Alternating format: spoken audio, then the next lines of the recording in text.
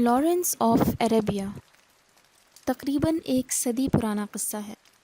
British army میں ایک colonel تھا، کرنل نیڈو۔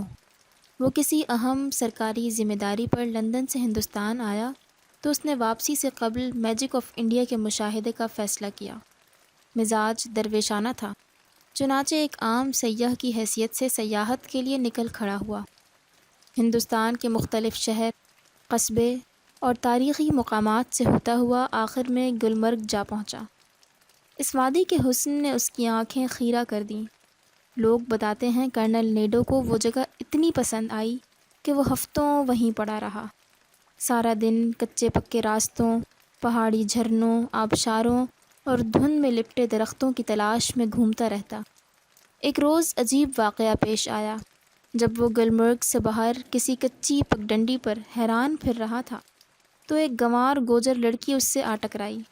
اس ٹکراؤ نے وہی کام کر دکھایا جو پیٹرول کے ڈرم میں ماچس کا شعلہ دکھاتا ہے یا تپتے توے پر گھی کی بوند دکھاتی ہے۔ کہنے والے کہتے ہیں کرنل نیڈو اس معمولی سی لڑکی کے لیے پاگل ہو گیا، نوکری سے استعفیٰ دے دیا، لندن کے مضافات میں اپنی وسیع جاگیر سے دستبردار ہو گیا اور سارے پرانے یار احباب چھوڑ دیے۔ عشق آگے بڑھا تو لڑکا لڑکی نے شادی کا فیصلہ کر لیا، لیکن گوجر قبیلے کی شرطیں بڑی کڑی تھیں۔ پر نیڈو بھی اس لڑکی کے لیے ہر عذاب جھیلنے کو تیار تھا۔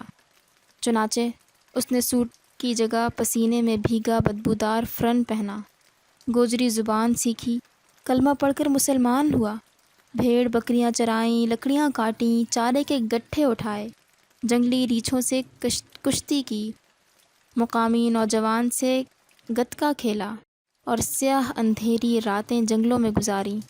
تب جا کر کہیں قبیلے کی ریت رسموں میں اس اجنبی کی گنجائش پیدا ہوئی۔ یوں نیڈو اور وہ گوجر لڑکی ایک طویل آزمائش کے بعد یکجان ہو گئے۔ شادی ہوئی، 2 سال بعد ایک بیٹی پیدا ہوئی۔ کرنل بندہ سمجھدار تھا، لہٰذا اس نے پوری زندگی بھیڑ بکریاں پالنے کے بجائے بھیڑ بکریوں کا کاروبار شروع کر دیا۔ نیک نیت بھی تھا اور پڑھا لکھا بھی۔ چنانچہ کاروبار چمک اٹھا تو بستی سے گلمرگ اٹھایا، وہاں بکریاں بیچ کر ریسٹورانٹ بنایا، پھر ہوٹل اور پھر بڑے بڑے ہوٹل۔ الغرض 20 برسوں میں اس کا شمار ہندوستان کے بڑے سرمایہ داروں میں ہونے لگا۔ ہم کچھ دیر کے لیے اس کہانی کو یہیں روکتے ہیں۔ برٹش آرمی کا بین الاقوامی شہرت یافتہ کردار کرنل لارنس، جسے عرف عام میں لارنس آف عربیہ کہا جاتا تھا، عجیب سخت جان شخص تھا۔ وہ بغیر کچھ کھائے پیے ہفتوں صحرا میں زندہ رہ سکتا تھا۔ 0 درجے سے نیچے جہاں پانی برف بن جاتا ہے وہ ننگ دھڑنگ گھنٹوں کھڑا رہ سکتا تھا۔ تیز بہاؤ کے الٹ گھنٹوں تیر سکتا تھا۔ وہ بھوکے شیروں کے غاروں میں داخل ہوتے چند سیکنڈ لگاتا تھا۔ بل میں ہاتھ ڈال کر سانپ کو پھن سے پکڑ کر باہر کھینچ لیتا تھا۔ لیکن اس کے ساتھ ساتھ وہ چاروں آسمانی کتابوں کا حافظ تھا۔ عربی، فارسی، انگریزی اور فرانسیسی اس روانی سے بولتا تھا کہ بڑے سے بڑا صاحب زبان بھی دھوکہ کھا جائے۔ اتنا سحر البیان کہ مخاطب کی سانس تک کھینچ لیتا تھا۔ شاید انہی خوبیوں کے باعث اسے درندے کی چمڑی میں دانشور کا دماغ کہا جاتا تھا۔ کرنل لارنس جب ترک سلطنت کی بغاوت کو چل کر ڈیزرٹ آف ڈیتھ سے واپس لوٹا تو اسے کمانڈر کی طرف سے فوراً ہندوستان پہنچنے کا حکم ملا۔ وہ اگلے ہی روز دہلی روانہ ہو گیا، جہاں نیا حکم اس کا منتظر تھا۔ قصہ مختصر: جب وہ وائس رائے کے محل میں داخل ہوا تو وائس رائے نے اس کا اس طرح استقبال کیا جس طرح بڑی قومیں اپنے ہیرو کا کیا کرتی ہیں۔ دن بھر کے جشن کے بعد جب رات نے دستک دی تو نشے میں چور وائس رائے نے اسے وہ حکم نامہ تھما دیا جس میں لارنس کی نئی ذمہ داری درج تھی۔ لارنس نے حکم نامہ پڑھا اور کچھ دیر سوچ کر بولا، ہز ایکسلنسی، مجھے داڑھی بڑھانے کے لیے چند دن لگیں گے۔ آپ کسی ایسے مسلمان کو بندوبست کر دیں جو مجھے اسلامی شاعر سکھا دے۔ وائس رائے نے سینے پر ہاتھ رکھا اور بولا، آپ سمجھیں آپ کا کام ہو گیا۔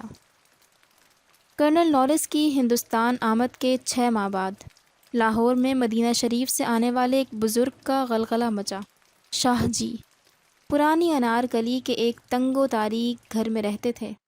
بڑے قرآن فہم تھے، اللہ تعالیٰ نے گلا بھی اچھا دیا تھا، لہٰذا جب سورہ فتح کی تلاوت فرماتے تو چلتے قدم رک جاتے اور پرندے پرواز بھول جاتے۔ دعاؤں میں اس قدر اثر تھا کہ جو کہہ دیتے دوسرے ہی روز پورا ہو جاتا۔ مہمان نواز اتنے کہ سارا دن لنگر جاری رہتا، چنانچہ ہر وقت زائرین کا تانتا بندھا رہتا۔ ادھر ان کی شہرت تھی کہ پھیلتی ہی جا رہی تھی، یہاں تک کہ چند ماہ میں ان کے مریدین پورے ہندوستان میں پھیل گئے۔ اب ہم پہلی اور دوسری کہانی کو ملاتے ہیں۔ جب یہ شہرت پھیلتے پھیلتے گلمرگ پہنچی تو نیڈو، جسے اب بزرگوں کی تلاش کا خبت ہو چکا تھا، شاہ جی سے ملاقات کے لیے لاہور آ پہنچا۔ آستانے پر حاضری دی تو شاہ جی نے نیم و آنکھوں سے دیکھتے ہوئے کہا، نیڈو، ہم تمہارے ہی منتظر تھے۔ کرنل نیڈو کے لیے شاہ جی کا فرمانا بڑا حیران کن تھا، کیونکہ پچھلے 22 برسوں سے لوگ اسے عبداللہ کے نام سے جانتے تھے۔ بہرحال چند منٹوں کی اس ملاقات کے دوران عبداللہ یعنی نیڈو شاہ جی کے ہاتھ بیعت ہو گیا، جس کے بعد ملاقاتوں کا سلسلہ شروع ہو گیا۔ سال 6 ماہ میں شاہ جی گلمرگ کا چکر لگا لیتے، جبکہ ہر دوسرے تیسرے ماہ بعد عبداللہ یعنی نیڈو ہفتہ 10 دن کے لیے لاہور آ جاتا۔ انہی ملاقاتوں کے دوران کسی کمزور لمحے میں عبداللہ یعنی نیڈو نے اپنی پابند صوم و صلات بیٹی شاہ جی کے عقد نکاح میں دینے کا فیصلہ کر لیا۔ شاہ جی سے عرض کی گئی تو شاہ جی نے اس نیک کام کے لیے فوراً حامی بھر لی۔ یوں چند ہی روز میں عبداللہ نے اپنی بیٹی عین سنت کے مطابق 2 کپڑوں میں شاہ جی سے بیعت دی۔ شادی کے 2 ہفتے بعد جب عبداللہ لاہور آیا تو بیٹی نے اس کے پاؤں میں گر کر رونا شروع کر دیا۔ عبداللہ پریشان ہو گیا۔ بہرحال قصہ مختصر، بیٹی نے باپ کو بتایا کہ شاہ جی کے بھیس میں یہ شخص لارنس آف عربیہ ہے، جو مسلمان نہیں یہودی ہے، اور مسلمانوں میں فرقہ واریت کا زہر پھیلانے کے لیے ہندوستان آیا ہے۔